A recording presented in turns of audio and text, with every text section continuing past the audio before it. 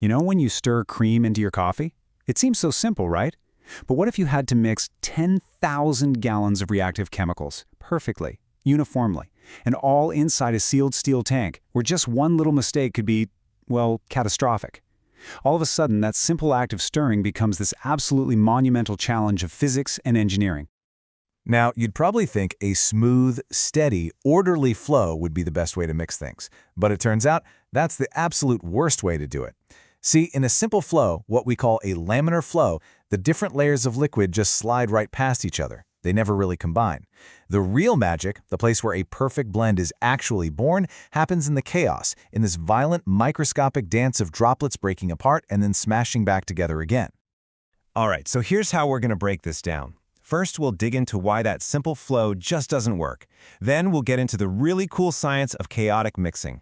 After that, we'll check out the amazing high-tech tools engineers use to actually watch this chaos happening. And finally, we'll get into the incredible structural science you need to contain it all.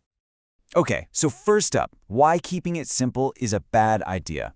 When fluids move in that steady, predictable way, laminar flow, they basically stay segregated. Just imagine pouring different colors of paint into a pipe right next to each other. Yeah, they'll flow down the pipe together, but they're not going to mix. The boundary between the colors just stays there.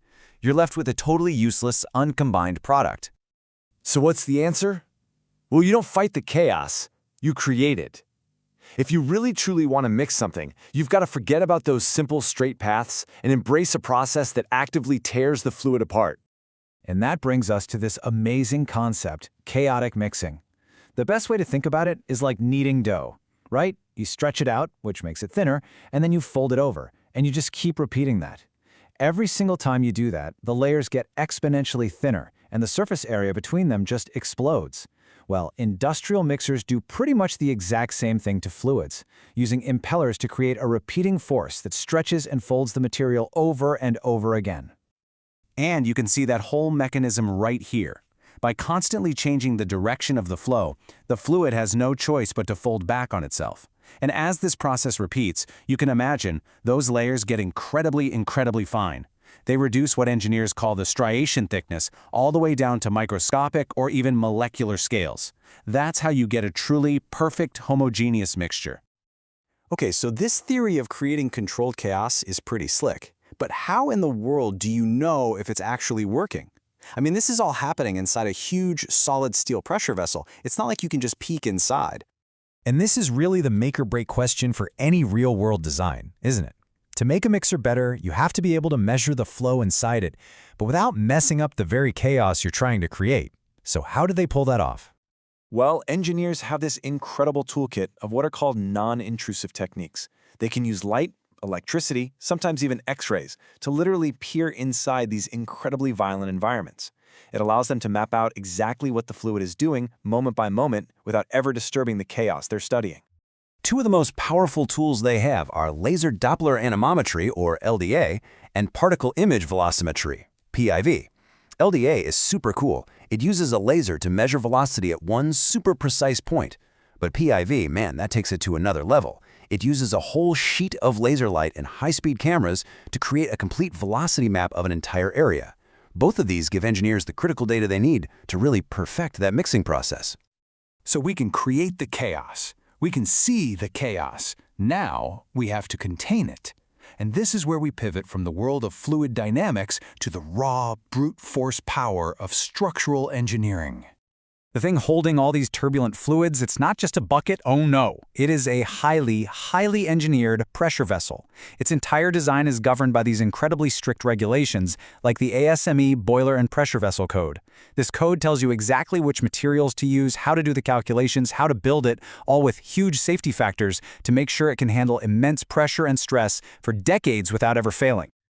And designers, they have to think about stress in a few different ways. You've got your primary stresses. Those are the ones from the internal pressure. They're the most dangerous because if they get too high, the whole vessel could just rupture, catastrophically. But then you have secondary stresses, which might come from something like the tank heating up and expanding.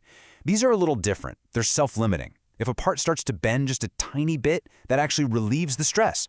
So the code allows for different safety margins for each kind.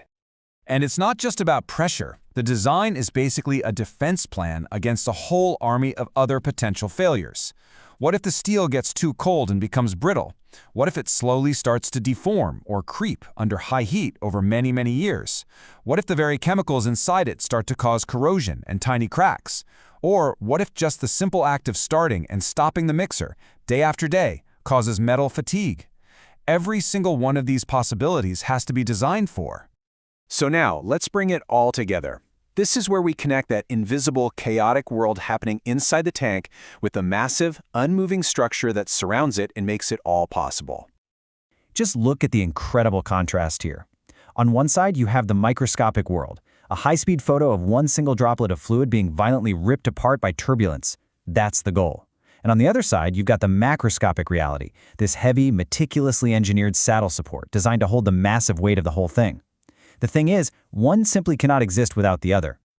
And that really is the heart of it, isn't it? The entire elegant science of chaotic mixing, with all its mind-bending fluid dynamics, is completely and utterly dependent on the brute force reliability of structural engineering. It's just a perfect partnership between these two totally different scientific worlds. And it really makes you wonder, the next time you fill your car with gas, or take a pill, or really use almost any manufactured product, just take a second to think about the hidden science that made it possible. Because it's pretty likely that somewhere along the line, its ingredients were put through this incredible, controlled violence. A perfect storm of chaos, all happening safely inside a fortress of steel.